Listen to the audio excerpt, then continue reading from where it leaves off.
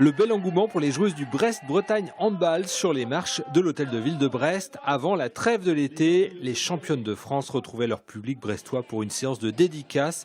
15 jours après leur sacre à Paris en clôture de la Coupe de France. Toute la saison, les handballeuses brestoises ont été suivies par un public fidèle. Vous auriez été le 21 mai à Bercy, je pense que là c'était du feu de Dieu l'ambiance et on a mis le feu à Bercy, c'était grandiose. C'est vrai que c'est eux qui nous ont portés à un moment dans le match et quand on rentre sur le terrain et qu'on les voit tous en face de nous, on se dit qu'on ne peut pas passer à côté du match et du coup on donne tout pour eux aussi. Et il faut dire que les supporters du BBH ont de l'entraînement. Chaque match à l'Arena est une fête qui a un coût. L'année prochaine, Gérard Le Saint, principal actionnaire du club, réunira 2,5 millions d'euros de budget. Les gens veulent du spectacle, donc un match de hand, c'est 1 heure de jeu, il faut habiller la mariée, il faut que ce soit, c'est vrai, un événement. Tous les matchs doivent être des événements.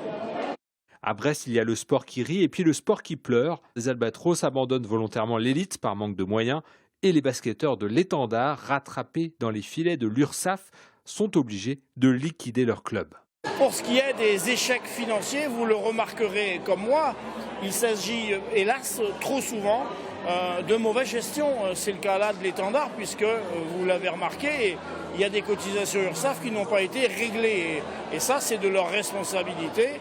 Quand la collectivité met 300 000 euros dans le hockey, autant dans le basket il y a encore 2 ans et 140 000 dans le hand, un coup d'œil sur les finances n'est-il pas indispensable? Les clubs nous présentent leurs comptes chaque année, on les examine avec eux, on a un travail très de proximité avec les équipes qui viennent nous dire, sauf que bien entendu, quand ils font face à ce type de difficultés, trop souvent, ils nous le cachent.